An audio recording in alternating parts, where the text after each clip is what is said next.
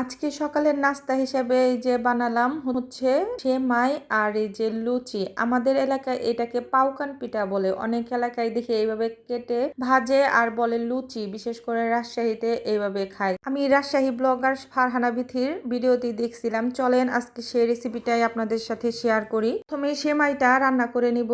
আমি এই যে 1 কেজি দুধ বসাই দিছি চুলার মধ্যে। এখন দুধটা একটু আঁচ হতে থাক, ঘন হতে থাক। আমি আজকে রান্না করব ওই যে জর্দা সেমাইগুলা, মানে লম্বা সেমাইগুলা। ওগুলা তো হচ্ছে একটু যদি ভেজে না দেন তাহলে আবার দেখা যায় কি ওই যে দুধের মধ্যে সেমাইটা দেওয়ার সাথে সাথে ফেটে যায় আর কি দুধটা। এই কারণে আমি হচ্ছে একটু ঘিয়ের মধ্যে সেমাইটা ভেজে নিব।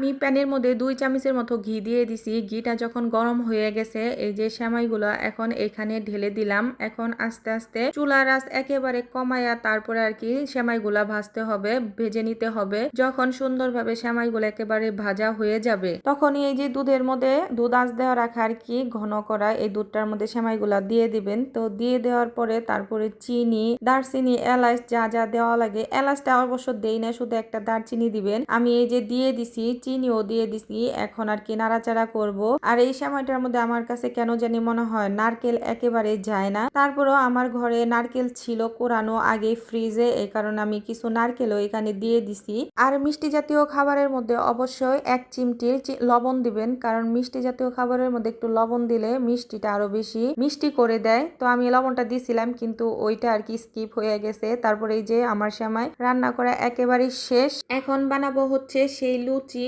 আমি প্রথমে এই যে ময়দা নিয়ে নিছি, এইখানে নিছি একটু তেল আর একটু লবণ আর গরম পানি। এখন এই ডোটাকে সুন্দরভাবে একবারে মথে নিব, যেরকম আমরা রুটি বানাই সেরকম করে মথতে হবে। এই যে আমার লুচি বানানোর যে ডোটা সেটা একেবারে পারফেক্ট হয়েছে, এই যে এরকমই হয়েছে। এইরকম করে করে নিবেন। তারপরে এখন আমি যে কয়টা আর কি রুটি বানাবো সেটি সবই একে একে বানিয়ে নিব। প্রথমে রুটি বানিয়ে নিব, একবারে পাতলা পাতলা করে রুটি বানাতে হবে। যত আপনি পাতলা রুটি আর কি বেলবেন ততই লুচিগুলা ফুলবে সুন্দর হয়ে। আমার যতটুকু সম্ভব হয়েছে আমি ততটুকুই আর কি যে পাতলা করছি রুটি। আমার সবগুলা রুটি এই যে বানানো শেষ। আমি বানিয়ে রুটি সব একটা ট্রে রেখে দিছি। এখন আমার ওই যে যেভাবে আমি লুচি ভাজবো সেভাবে একে একে রুটিগুলাকে শেপ দিয়ে নিব।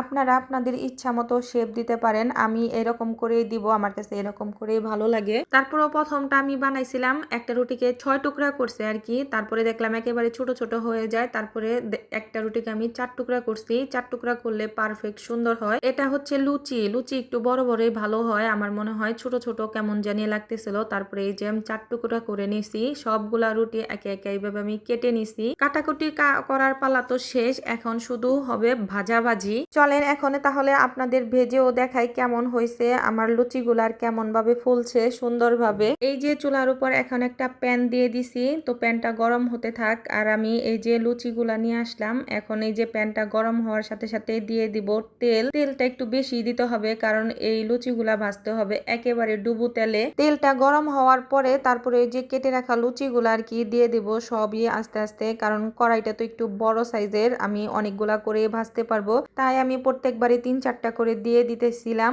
আর এই যে কি রকম করে যে ফুলতেছিল এই যে দেখেই হয়তো বুঝতে পারতেছেন। এই লুচিগুলো আবার বেশিক্ষণ ভাজতে হয় না, একটুখানি দিলেই এই পিঠ উল্টিয়ে নিলেই লাল লাল হয়ে যায়। তো এই তো আমার সবগুলা লুচি সুন্দরভাবে ভাজা শেষ। এই যে আমার সবগুলা লুচি এই যে একটা বোলের মধ্যে নিয়ে নিছি, আর সাথে সেমাইও নিয়ে নিব।